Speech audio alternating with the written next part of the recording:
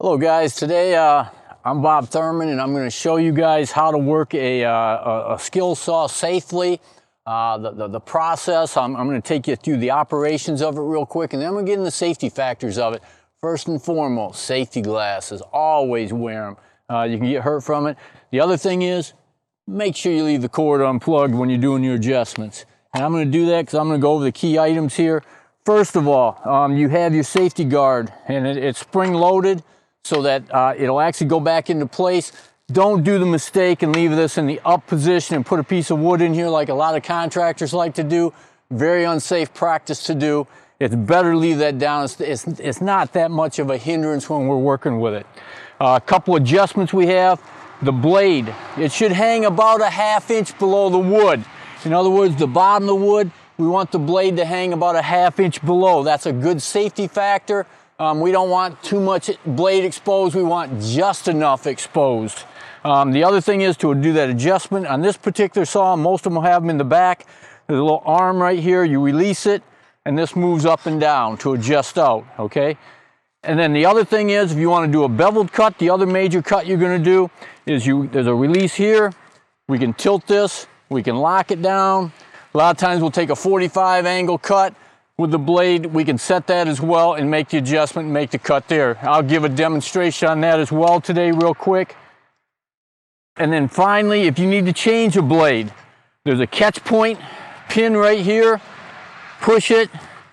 It'll actually lock the blade in place. This one has a particular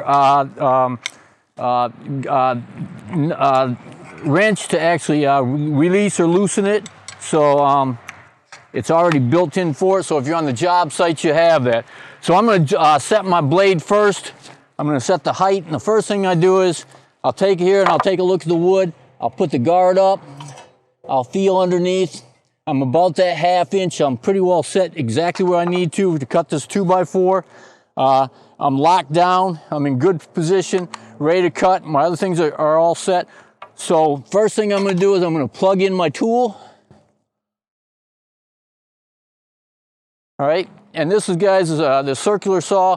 There's several different models, different brands. I can't share those with you today, but just do your research on them. Some are better than others, so that's up to you to make that decision. Now, when you want to make a cut on these saws, you just don't freehand cut it. You've got to strike a line. So we take a speed square. It's got a beveled edge on it. I'm just going to mark one here, put the speed square down. Strike your line. That's where your cut's going to be. Now keep in mind, the blade is 1/8 of an inch thick. Make sure which side of the line you want to cut, or what is your keeper piece. For me, a lot of times, guys, I'll put on the keeper, if I want this long board I want to keep and I want to cut it to a certain size, I'll put an X down there. The X sets me to where I want to be, okay? Now, when we cut, here's a mistake people make. Always leave your board hanging over. The piece that you want to cut, make sure it's got somewhere to free fall. And what I mean by that is, if you were trying to cut and you say, oh gee whiz, I'll put 2 boards on here, and I'll just use this as an example, and I want to cut between this, I'm not going to make the cut. If I try to make this cut between these 2 boards like this, what's going to happen is it's going to compress. So when you saw curve and you're cutting it, there's a saw curve point there, and as you cut it, it's actually going to compress, and you're going to get what we call a kickback. And a kickback, basically, guys, when you run the saw through, it gets binding up in the cut or in the saw curve, and it wants to kick back at you. Well, when it kicks back, your legs are in the way potentially. So be aware of that. And so whenever you cut, don't cut between. Make sure the piece is hanging out. And in this case, I'm going to hang it over the top. A lot of times, I won't even have this other piece on it. The other thing is, guys, a lot of times on the job site, you could cut off a sawhorses or your pile of wood works fine to cut off of. But if you don't have anything to cut off of, that's why I put this little scrap piece behind. It elevates it off the ground a little bit. It allows me to do a quick cut. That's why I wanted to demonstrate this way today, because this happens a lot on the job site. Another major mistake, don't try this. I'm not going to make the cut, but don't try to put it in your leg and make the cut. Kick back, not a good situation, okay? So don't try that. Don't make that part of your habit. The other thing is the cord. Make sure your cord's out of the way. Bad thing for me, guys, is I'm a lefty, you know, so I cut right hand. Sometimes I cut from the left side, but for this purpose, being a lefty, I'm going to cut from a right side person. So the other thing is keep the cord out of the way, clear it out. I'm going to make a quick cut here so you can see what it looks like. Brace the board. Still hanging. I got a good brace. Put a foot on it so it's held into place. Make sure you cut on the right side. I like to watch the blade. There's a guard here you can use. I don't trust it. I like to look at the line as I'm cutting and go through with it. So I'm going to make one quick cut here. I'm going to save the big piece. I'm going to cut the small one.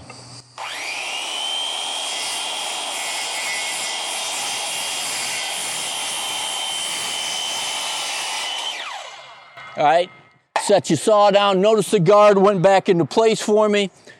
Got my nice straight cut on the correct side of the line, and cut through it. So that's what we call a cross cut. I'm going to do a quick bevel cut. I'm going to strike another line here. I'll do a quick bevel. And you can pick your degree. Again, unplug your saw so it's not running. So if I accidentally click the switch on, it's not going to run, okay? So I'm going to take it. I'm going to rotate this as a guide here. I'm going to go about a 22 degree angle. Lock it down. Put my plug back in. And I'm going to give you a little angle cut here.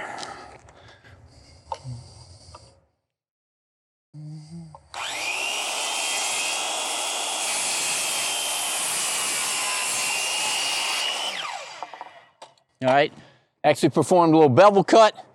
Okay, now the last cut I want to demo before we get done here is I'm just going to demonstrate a quick rip cut. Something I like to do with a rip cut. When I make my cut with this rip, I like to raise my blade up. It's good to, and I'll show you a quick technique. A lot of guys don't know how to do that or don't think about that, because by raising the blade up, it cools the blade down. This is what we call a combination blade. It'll do cross cut and rip. A lot of guys on the job site need that. So I'm just going to strike a little straight line here. I'm going to perform a rip, and I'm going to do the rock motion so you can see what it looks like when I'm rocking through it and making that cut, going through. Again, I'm going to lay that down. This case, I am going to put a piece to balance it on the back side because I got to go through with it. This would I'd actually probably want to cut on a table saw, but I'm going to give the demonstration here as we go through and we make our cut. Sometimes, guys, I'll take a hammer. I'll nail a nail to hold it in place as I'm doing my rip. It makes it a little bit easier, but I'm going to give you a quick performance. My camera guy can come around a little bit, catch me on the other side here a little bit. He'll see as I do that rock motion. Again, I'm going to put my foot, clear it out of the way, clear my cord out of the way. Oops. Clear my cord out, and I'm going to show this cut here. Here we go.